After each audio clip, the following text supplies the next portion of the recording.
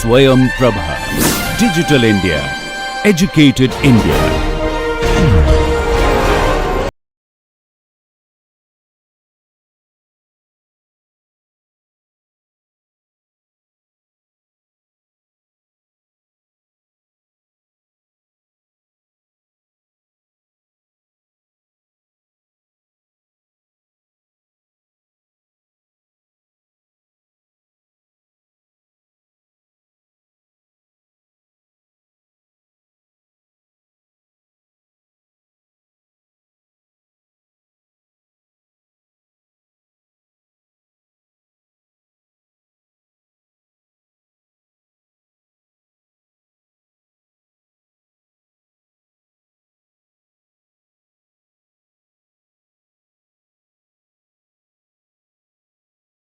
Welcome back. So, today we will derive the expression for torque, that is our primary goal is to develop torque speed characteristic of a induction machine, and today my approach is going to be based upon equivalent circuit. That is one of the most common approaches. I know that it does not directly connect easily well with the physics of the problem, as we were doing earlier with the mutual coupled coils and calculation of the energy and rather calculating torque as partial derivative of co-energy with respect to the theta. I do want to connect with that because that is the general theme of this course, and it is a far better, in my opinion, insightful physics oriented approach. But this is a more conventional way to derive the torque speed characteristics of the of the induction motor from the equivalent circuit. One of the reasons why it is popular is because it is easier to do, the math of it is much more easier to do it. So, my plan is first I will do it that way, and subsequently later on I will connect it with the co-energy based approach that we have been following. The thing that just bothers me is that when we do that approach, we will have 6 coils to handle, and here we have no coil to handle. So, equivalent circuit is much more easy to analyze, but we have done already work with in terms of torque as a partial derivative of co-energy with theta. We have done it up to 4 coils. In the synchronous machine you had 3 coils on the 3 coils on the stator, 1 coil on the rotor. So, really we need to just extend it by another couple of coils. It is not a big deal, just you can say procrastination, maybe do the conventional way first, then do it. That approach is very well covered in the Professor Pai's book, and in fact, a long part of this course is based around the power circuits and electromagnetics course taught by Professor Pai at the University of Illinois at Urbana-Champaign, and also the book that he has written on that. So, let us get back to the equivalent circuit of the synchronous machine, not induction machine. I have R1 the stator resistance, X1 the reactance, the leakage reactance of the stator winding. I will write J because I am going to manipulate. So, now JXM, the magnetizing impedance, and then this side I have R2 by S,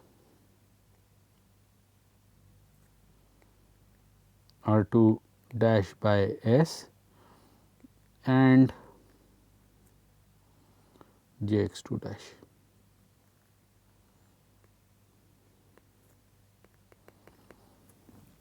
So, just to again say, this is the stator winding resistance and per phase values, because equivalent circuit is always based upon per phase. X1 J X1, this is the leakage reactance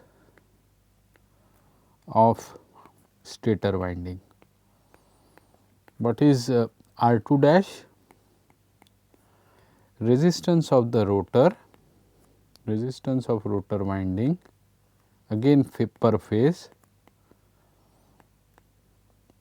referred to the stator, the dash indicates that, and the x2 dash here is rotor winding leakage reactance, again per phase basis. Usually you can think of it like this is a equivalent circuit for the A phase, per phase, again referred to primary or the stator, referred to primary, that is your stator winding. What is JXM? Magnetizing reactance. You could also have a RM there, but as I said, rotor windings do not have much of a loss because the current in the current frequency there is very close to DC, maybe a couple of hertz here and there, that is what is the frequency of the current. So, there is no significant hysteresis or eddy current loss associated with the rotor. So, we can keep it almost solid. Whatever is there only in the stator part, and that is also properly laminated.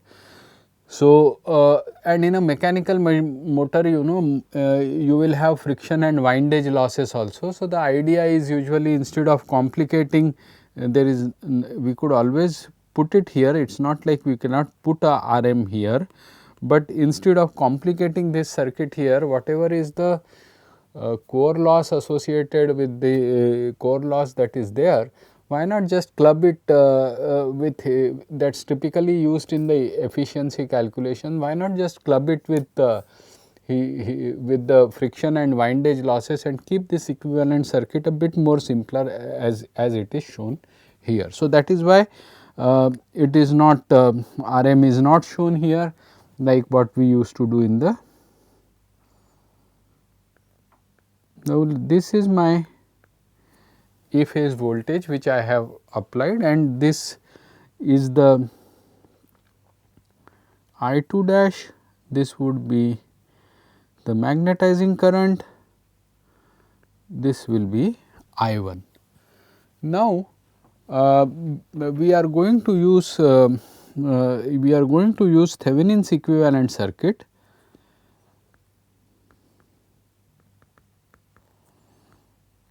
We are going to use Thevenin's equivalent circuit and simplify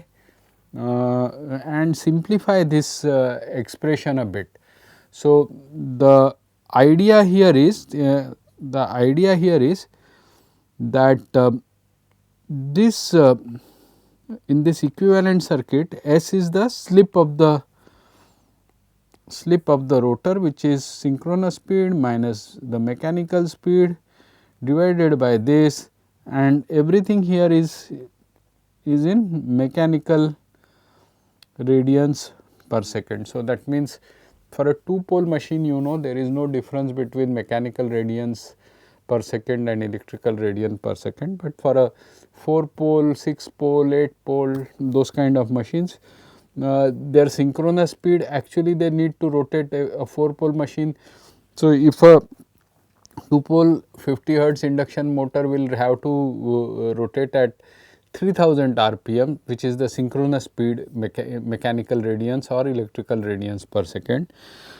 Then if I create a 4-pole machine, then I will need my speed would be synchronous speed in mechanical radians per second would be 1500, but in electrical radians per second it is still I am sorry, not radians per second, RPM. So, 3000 RPM is the frequency, synchronous frequency in electrical sense, but in mechanical sense it is only for a 4-pole machine, it will be only 1500 RPM, which would be equivalent for, this is for a 50 hertz supply, this will be basically 1500 divided by 60 radians per second, being here the mechanical radians, the physical radians, but when you have two pole pairs, electrically you get a multiplication factor of 2. So, the electrical radians becomes the 2 times. So, again this concept we have seen earlier, just want to emphasize that slip, either both numerator and denominator here, either both the numerator and the denominator here should be in electrical radians per second, or both of them should be in mechanical radians per second. Usually because omega m will be like 1500 or 30,000 or 1500 750 rpm or something like that. So, then whole of this thing you will work out in mechanical, but the slip itself is per unit, is a dimensionless quantity because it is ratio of difference of the speed divided by speed. So, therefore, it is a dimensionless quantity. Okay.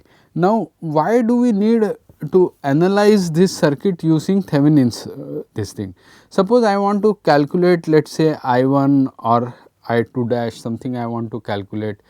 I know what is the slip at which my machine is working.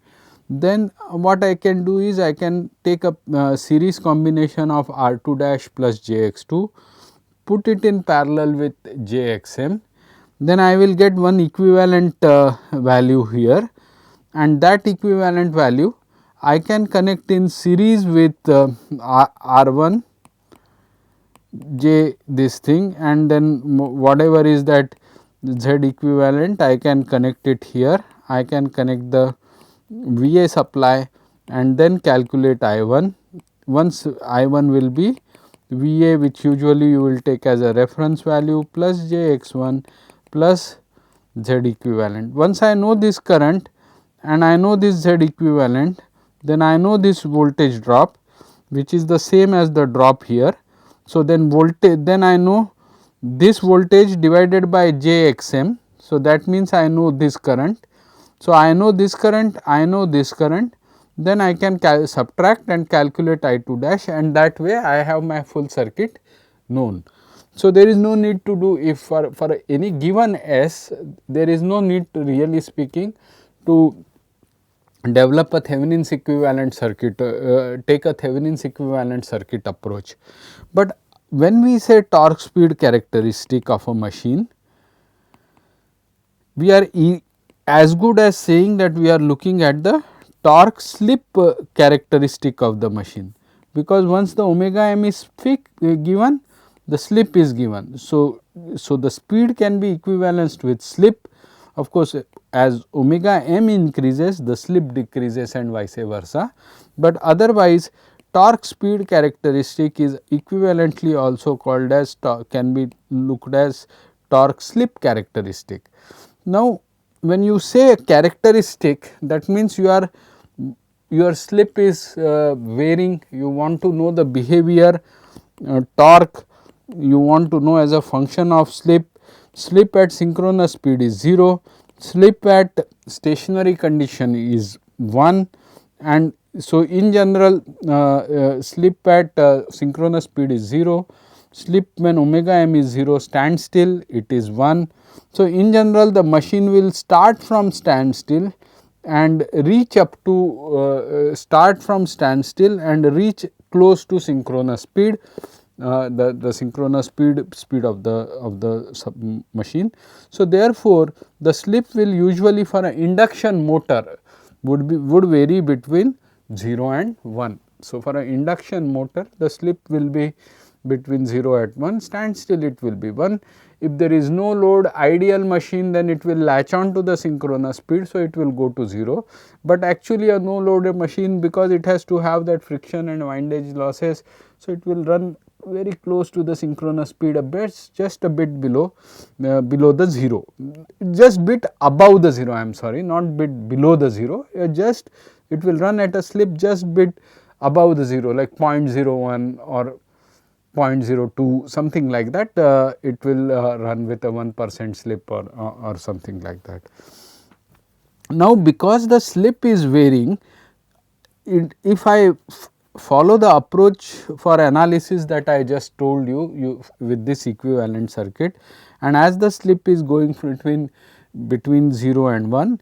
So, every time you have to do this whole bit of calculation, this in series with this, also first step itself has to be worked out, then therefore, the second step also has to be worked out afresh for a new value of slip, and then so the parallel combination, then again series step also has to be worked out, and then the current step also has to be worked out, and so you can see that this bottom up approach tends to become computationally a bit messy. So, this is where the Thevenin's equivalent approach comes into play, it helps us a lot. So, what we now imagine here is, maybe I will go to the next page, so that I get. So, what I imagine here is this R 1 J x 1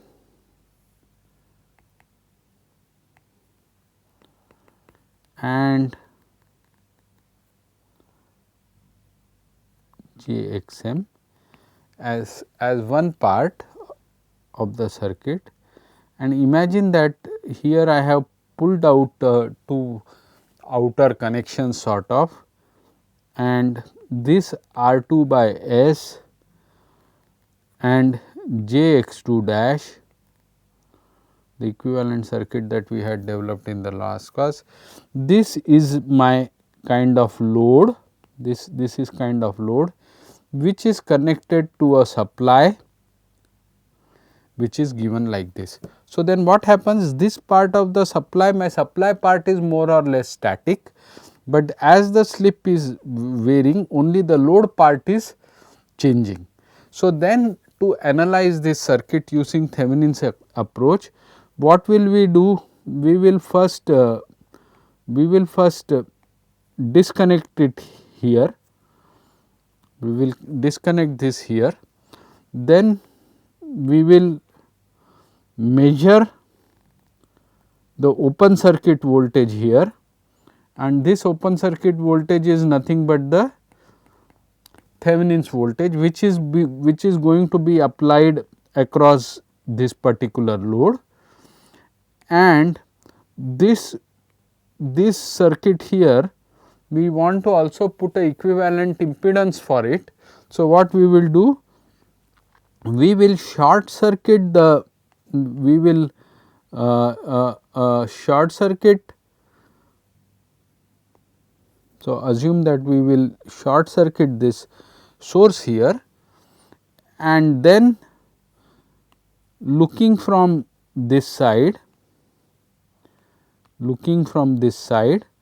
we will find out the impedance after short circuiting this, the parallel combination of R 1 plus J x 1 and the series combination of R 1 plus J x 1 in parallel with J x 1. This will give me the Thevenin's impedance. So, therefore, what I am saying is that V Thevenin will be J x m divided by R 1 plus J times x 1 plus x m times of V A, and so if V A is at an angle 0, this V Thevenin need not be at angle 0, because this ratio is a complex number. So, therefore, V Thevenin will not be at an angle 0. Then Z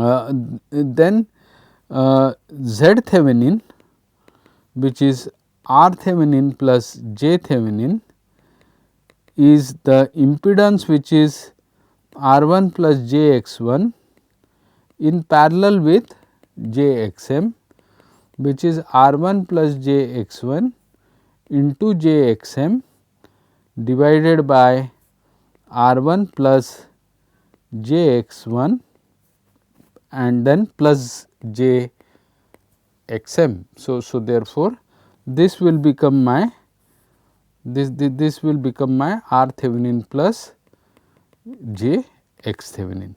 So, once I have this R Thevenin and J x Thevenin, what I will do is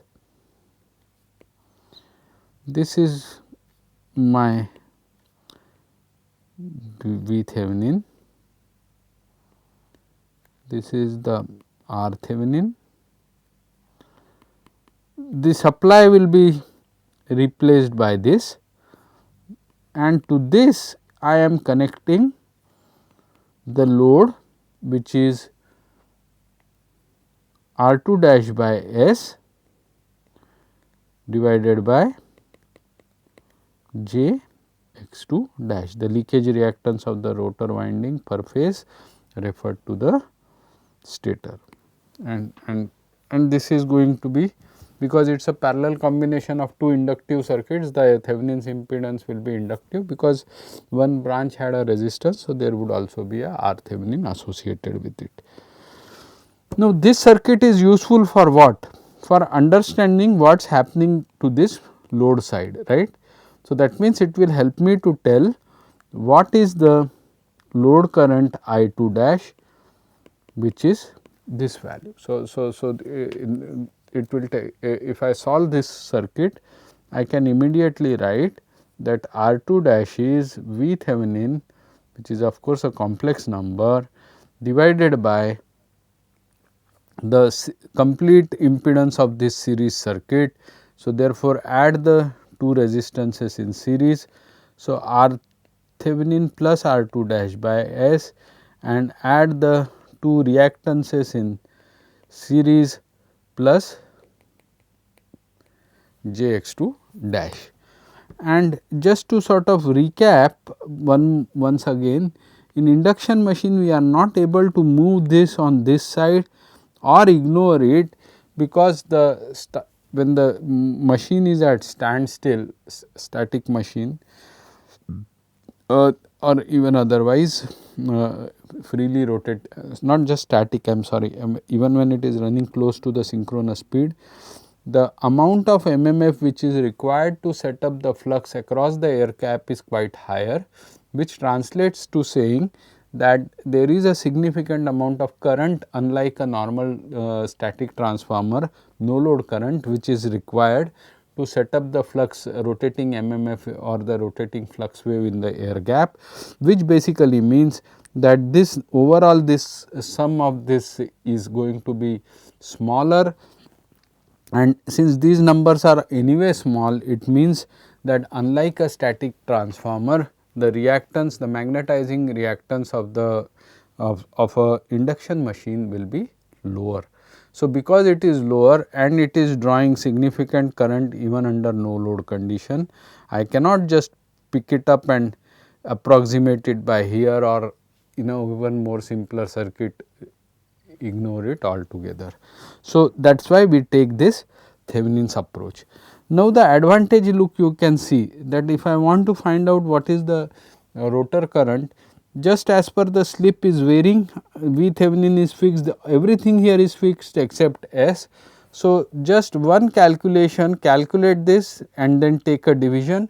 This just one calculation will help me calculate the value of I 2 dash. If I know I 2 dash, this is the I 2 dash, if I know I 2 dash, then I multiply this by R 2 dash by X S plus J x 2, I get this voltage drop. If I get this voltage drop, I divide this by J x m. So, I get the magnetizing current. I add these two currents I 2 dash and x m together and apply KCL at this load, and I get I 1. So, it is exactly the other way round. The earlier one was like first calculate y 1, then subtract the magnetizing current, then get the I 2 dash. Here we are actually first calculating the I 2 dash, and then we can calculate the magnetizing current, and then we can calculate the current which is being fed from the stator winding. So, now what is the power? Now our next question is, what do I do with this I 2 dash? What is the advantage of calculating I 2 dash? The advantage of calculating I 2 dash is that I can calculate what is the power which is transferred from through the air gap, power which is transferred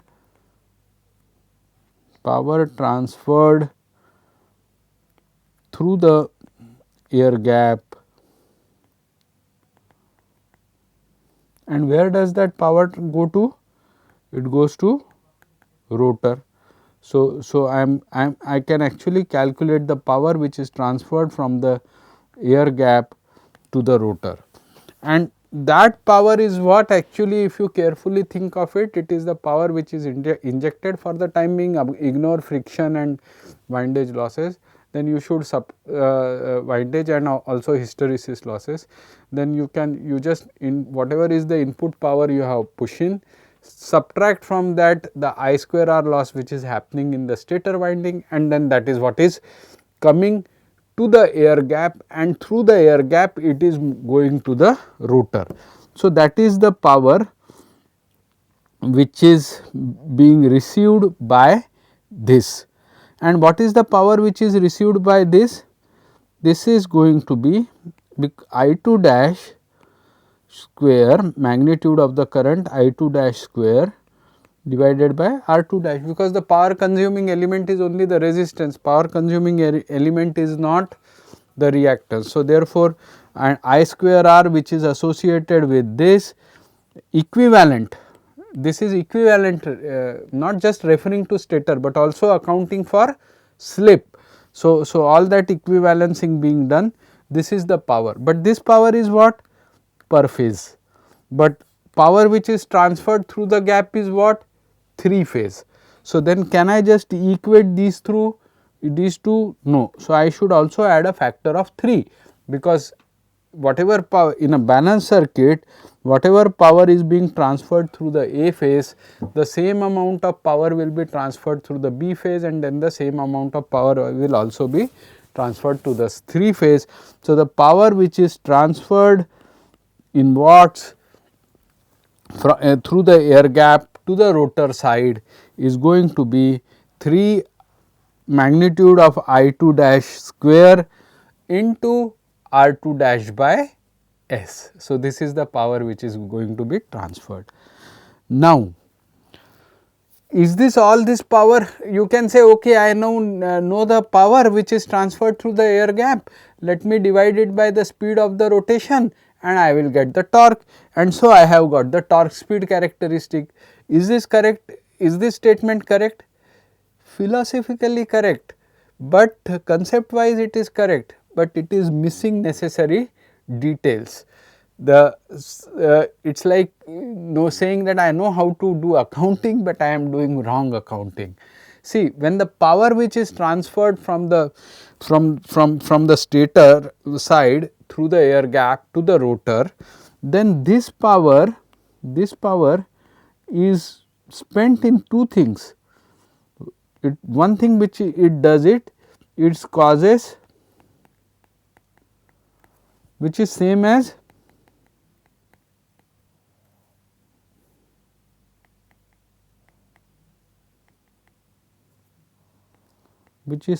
this, the heating loss in the rotor, and then plus whatever the other thing that it will go is for doing mechanical work. This mechanical work is the shaft torque into speed, and some part of it will be expended in friction and windage, and then the remaining part is available for you to do your actual work. So, therefore, in an equivalent circuit, both of this has come lumped together, because the resistance R2 is not just appearing as R2 dash, but it is appearing as R2 dash by S. So, therefore, if I want to calculate the P mechanical,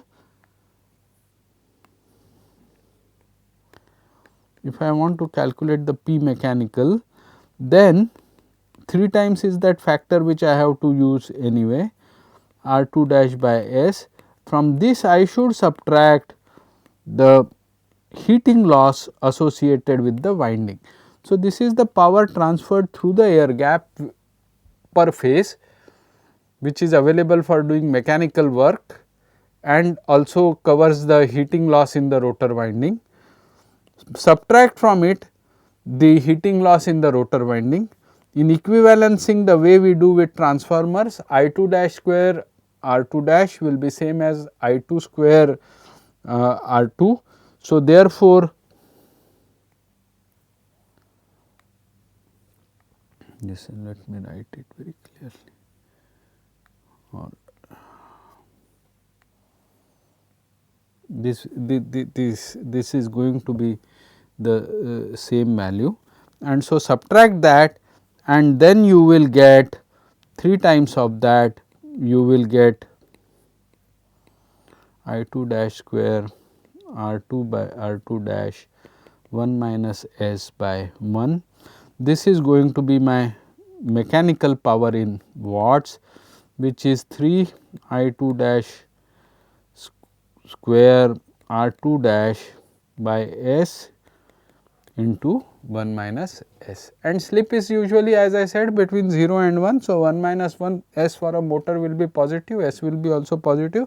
So, the mechanical power which is transferred from the stator side to the rotor side will be positive.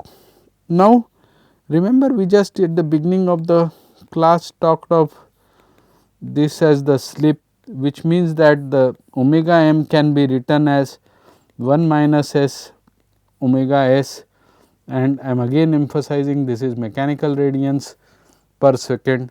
So, if I want to calculate the torque, the net torque, the electromechanical torque, which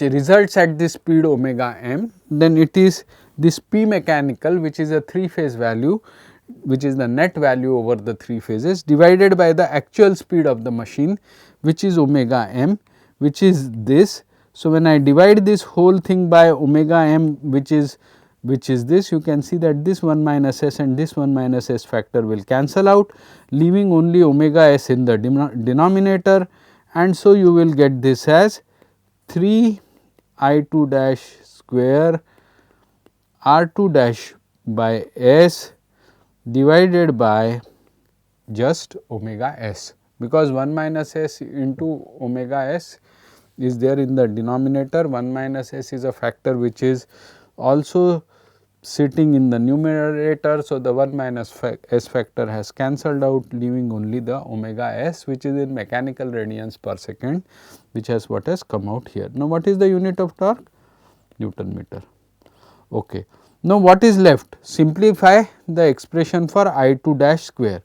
So, I know this is my I2 dash, V Thevenin divided by sum of the resistances R1 plus R2 dash plus J times the sum of the reactances. So, X Thevenin plus this, and if I look at, if I am trying to see, this is a complex number, but if I want to see what is the magnitude of the square of the magnitude of this, then it will be just V Thevenin square divided by, let us say this is Req square plus let us say this is Xeq, then it is Xeq square.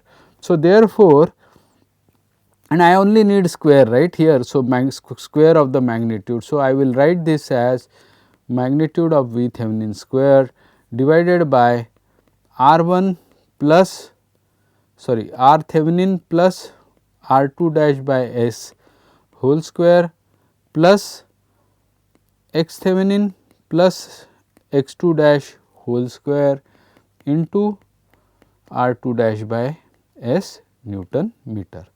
So, let me just once check with what I have done. V Thevenin square R Thevenin plus R2 dash by X whole square plus X Thevenin plus X2 dash whole square, X Thevenin plus X2 dash R Thevenin plus R2 dash by S whole square V Thevenin square R2 dash this divided by S. Okay. So, the and what about omega S? So, I have to I should, in my substitution I have forgotten this omega S, I should write that also here. So, it will be 1 by omega S times 1 by s omega s times of this. So, I have now got my torque expression value. I have got my torque expression value in the Newton meters. Now, in terms of slip, this expression looks a bit daunting. This is constant, but this factor looks a bit more daunting to us, and I will write this as x e q square. Why? Because this is a constant, right? X Thevenin is a constant, x 2 dash of a given of any particular machine, the x 2 dash is also constant. So, therefore, x equivalent, which is x Thevenin plus x 2 dash, is obviously a constant. So, the only variable in this is the slip, and as the slip will vary, so will the torque vary. Now, given any machine and given any data, you can always write a MATLAB program and plot this, start from s is equal to 0 and go up to s is equal to 1, and you can actually or s close to 0 and then go all the way up to s is to 1, and you can plot it and see. But what that behavior will be, we can also infer qualitatively from by analyzing this circuit carefully. So, let us say that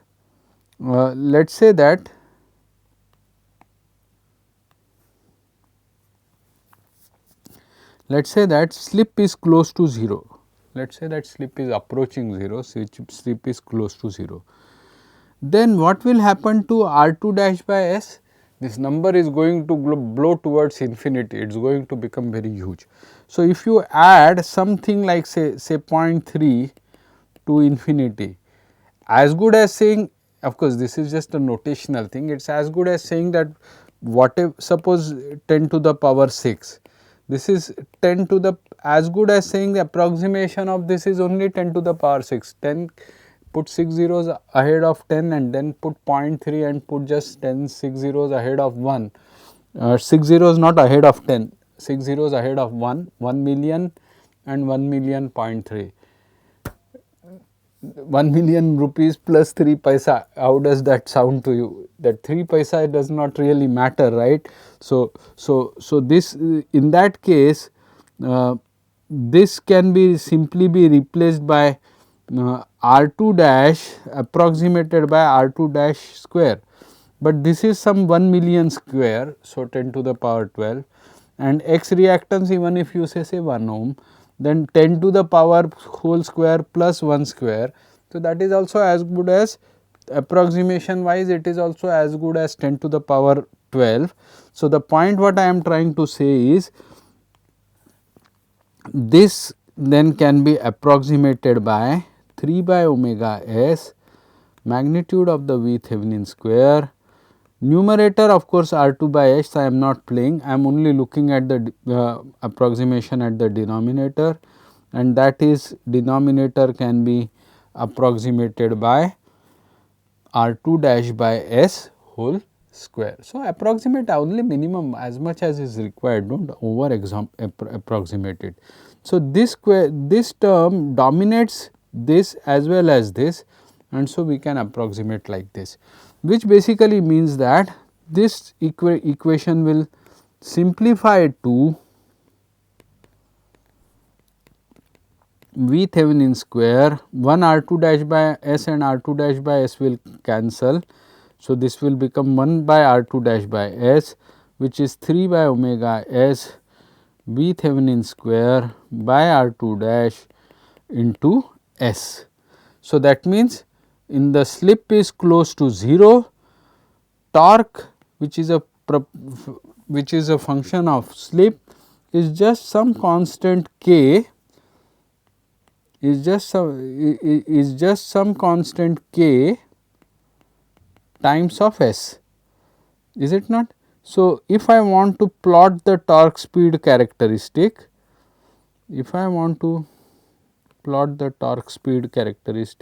So, we have to plot the torque speed characteristic, and you can now see that this is speed, this is torque. Now, let us say this is the synchronous speed omega s, then what is the slip here? 0. Here the speed is 0, what is the slip here? 1. So, s is equal to 0 point will come here, and therefore, when you say I am plotting a behavior k times of k into slip proportional. So, the torque is proportional to slip, slip is 0 at this, torque is 0, and as the slip increases in proportion with the slope of k, this torque speed characteristic will increase like this. So, the thing is, this is the synchronous speed omega, this is my synchronous speed, this is my torque. At the synchronous speed the torque is 0, and then it increases with a slope of k,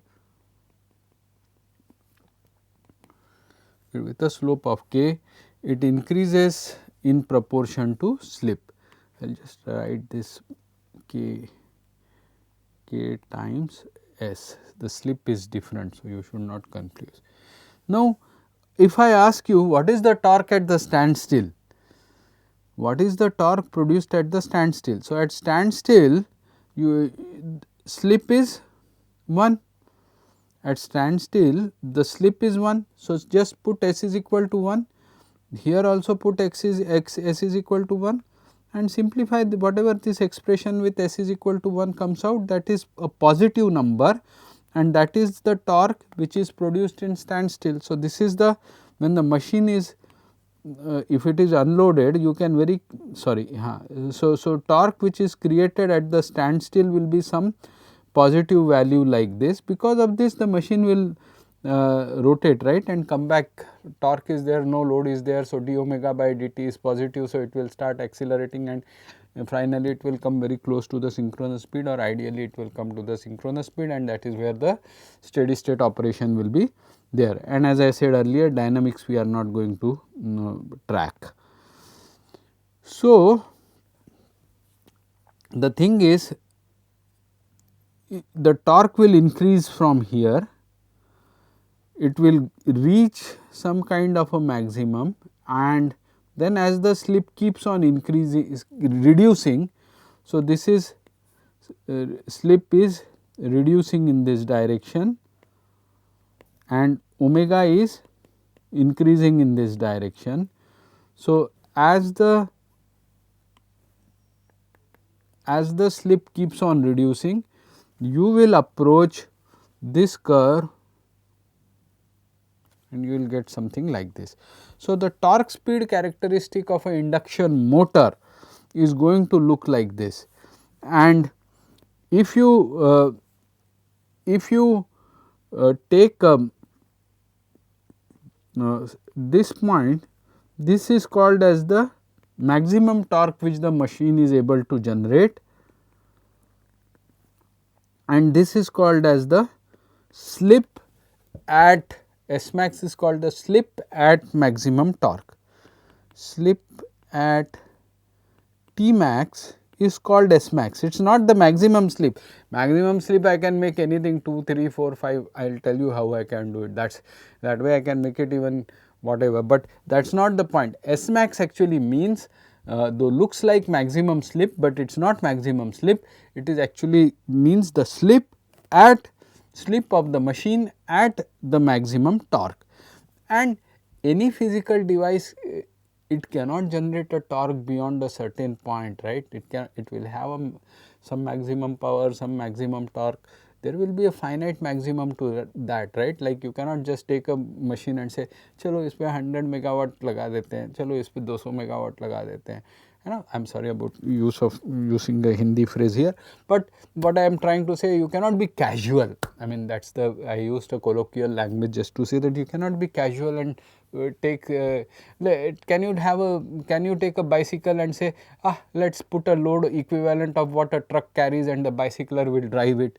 It cannot happen, right? There has to be something after which it will pull out or break down. So, that pull out or breakdown will happen at the maximum this thing, and if we take the energy co-energy kind of approach, we can probably work it out in terms of the dimensions of the machines also. But right now just we are working it through the equivalent circuit.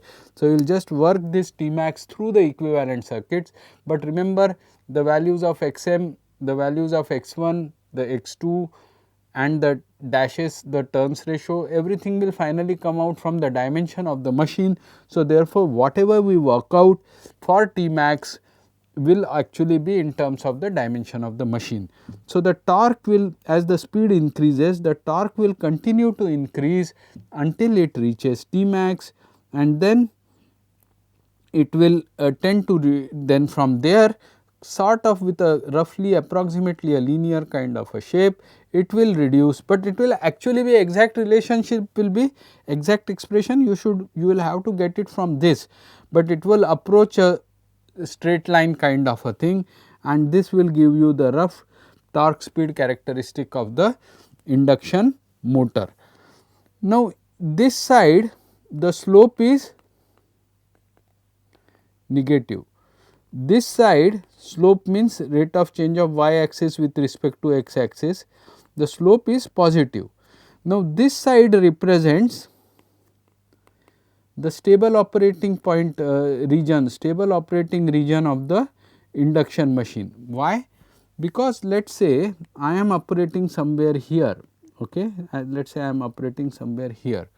Now, if I say so here the TL machine TE minus TL is some TL is here 0 at some speed, say some torque is there Tm, the speed is Tm1, and so the TE is also TE is exactly equal to TL1 and I am steady state, I am operating here. Now, suppose I increase the load by some small delta TL amount. So, suppose I increase the load by some small delta TL amount. Then what happens? It creates immediately, right now working at this particular slip itself, the torque value will not change. So, it will create a deaccelerating torque of minus TL, which is nothing but j d omega by dt. So, what will happen? The d omega by dt will become less than 0, retardation not acceleration. So, the speed will tend to reduce. As the speed reduces, the slip will tend to increase. So, when the slip increases or the speed reduces, if you have increased it by some delta, if this is the amount, this was some torque TL1, now you increase the torque to TL1 plus delta TL, then the retardation will keep on happening and the torque will keep on increasing until you reach this equilibrium point. At this equilibrium point, again the TE which is generated matches the new load, and so this becomes the new operating point where it is stable again. So, you settle down to this. So, so a fine, so you see a very rational behavior of the around this operating point, and left to, suppose you just gave a small jerk like this and again removed it, then what will happen is it will go like this, because you removed it, it will again come back like this, and actually like a spring mass system with damping there will be a behavior and you will come back and return to this operating point, which you therefore will turn out to be stable. If you look at this, it will not be like this. Here small increase in delta TL will cause the speed to increase. The speed to increase, then the electrical, you have taken away the let us that disturbing small torque, load torque, but the electrical torque is more. So, more acceleration. So, it will run away. In these 2 points, this point is stable, while on this time if I give a small increase in load torque disturbance, here I return to this operating point, but here I will run away from this operating point.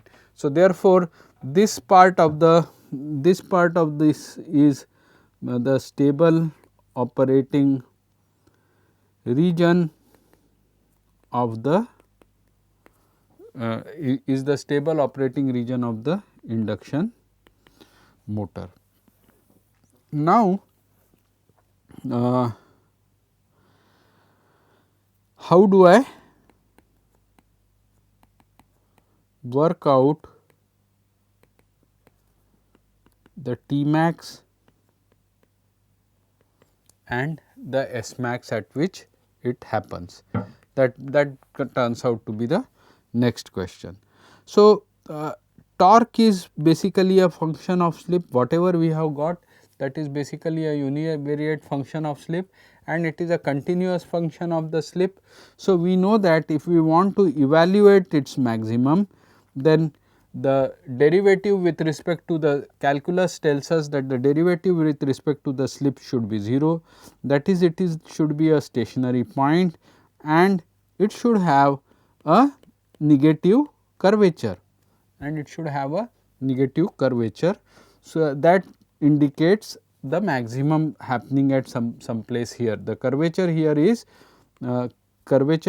negative and the point is a stationary point. If these two conditions are satisfied, we will be able to show that we will be able to. So, evaluating that as where this happens and this happens tells us that we will be able to calculate the T max and the S max.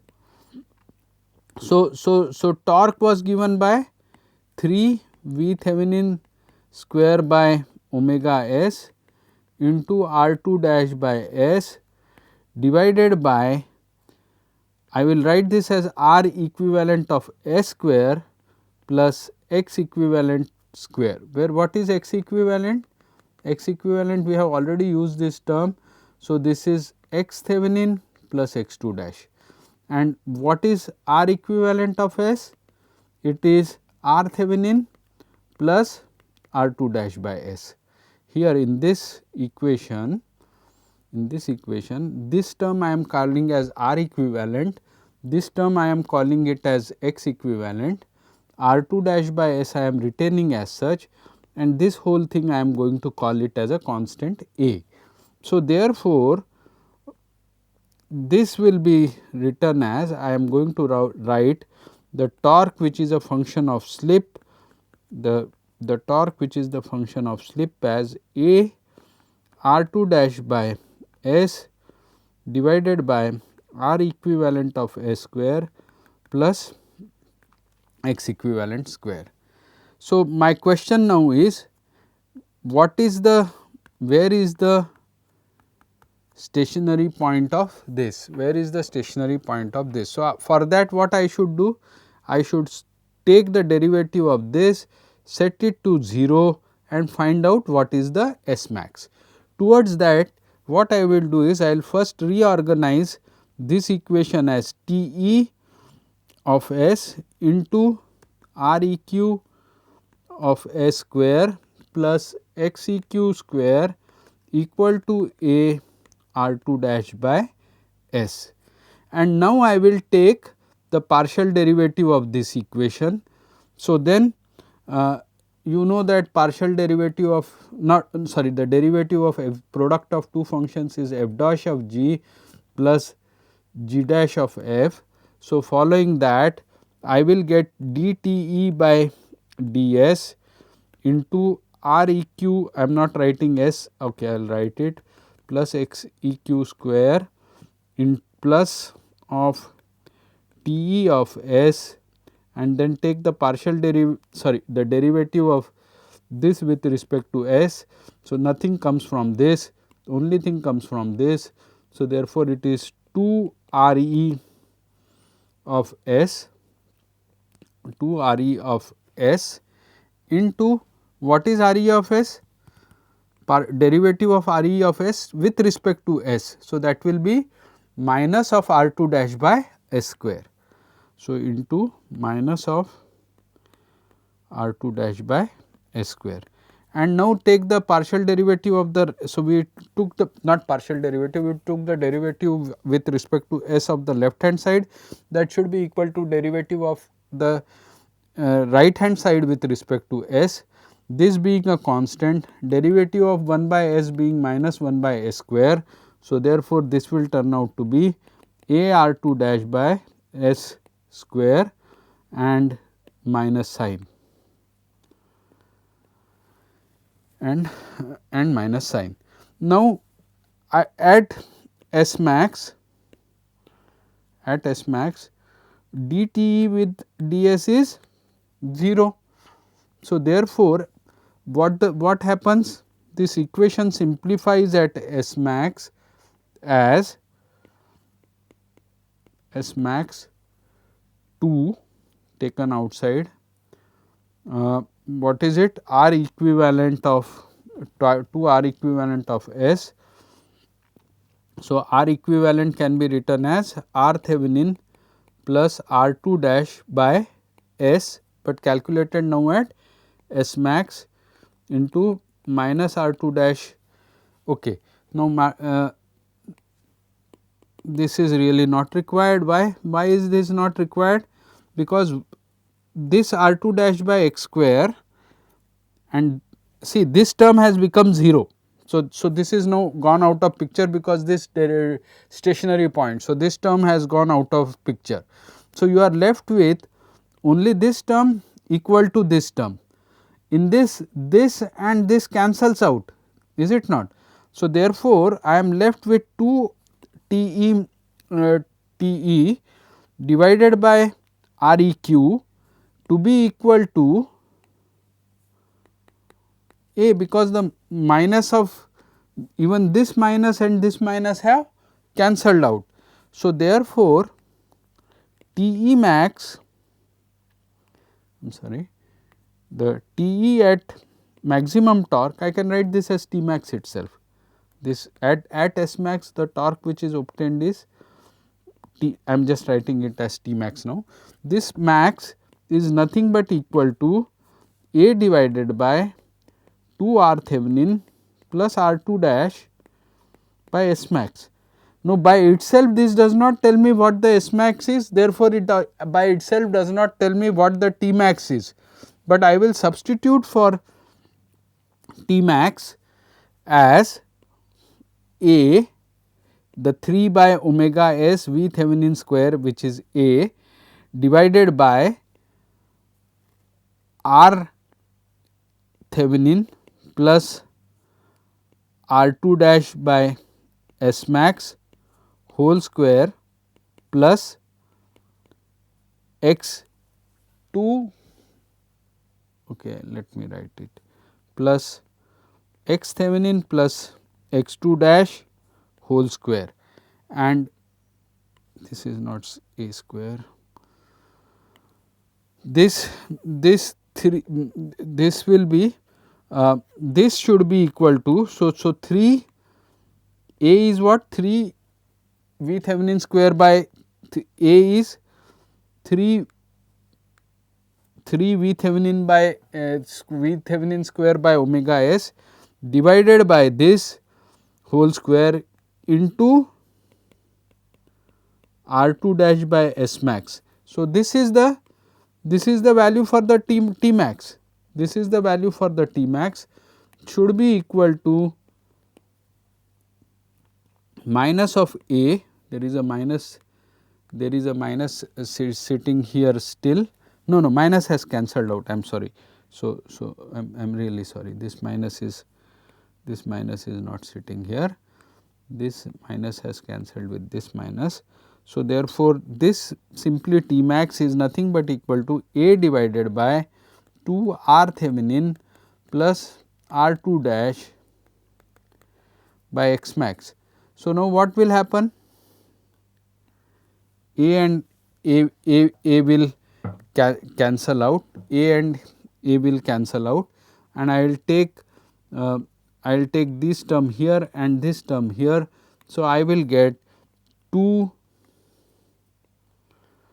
R 2 dash by S max, I will leave some space here, times R Thevenin plus R 2 dash by S max, I will write it here as plus 0, I am going to replace that, will be equal to R Thevenin plus R 2 dash by S max whole square plus X Thevenin plus X 2 dash whole square.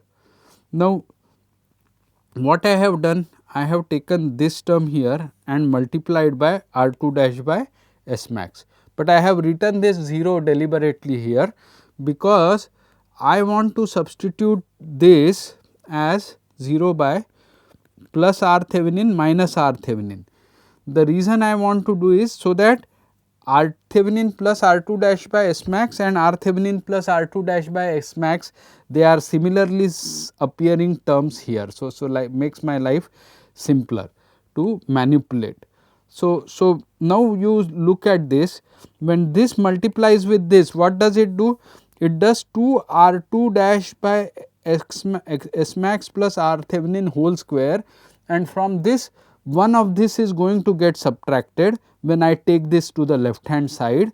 So, on this side I am left with R 2 dash by S max plus R Thevenin whole square minus 2 R Thevenin plus R 2 dash by S max, and since this has vanished when subtracted from 2 times the square of this. So, there is when this has already been transferred to the left hand side.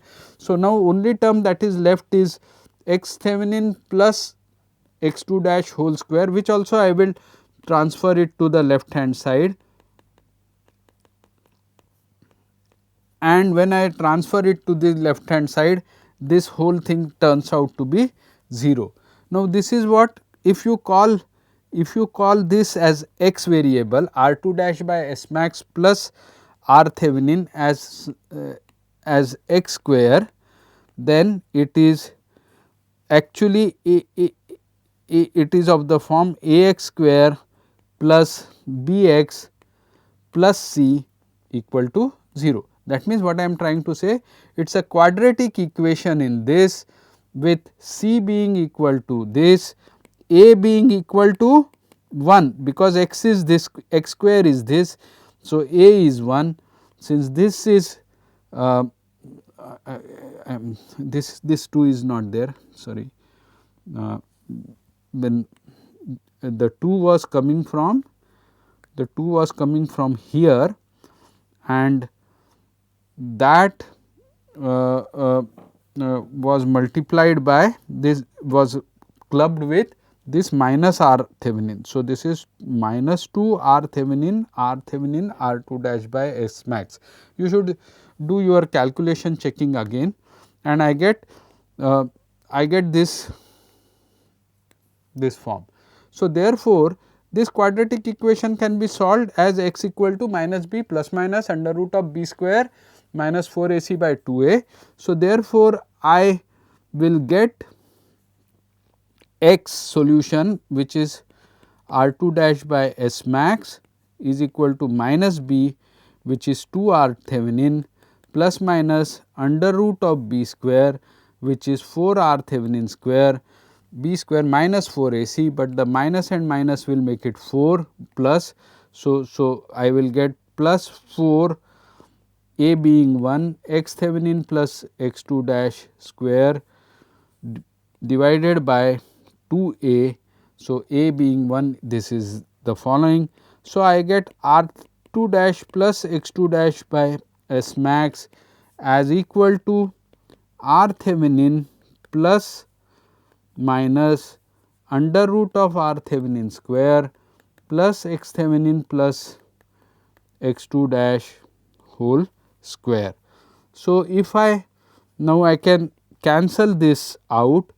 So, I get R 2 dash divided by S max to be equal to under root of plus minus of, there are two choices, positive and negative of this value.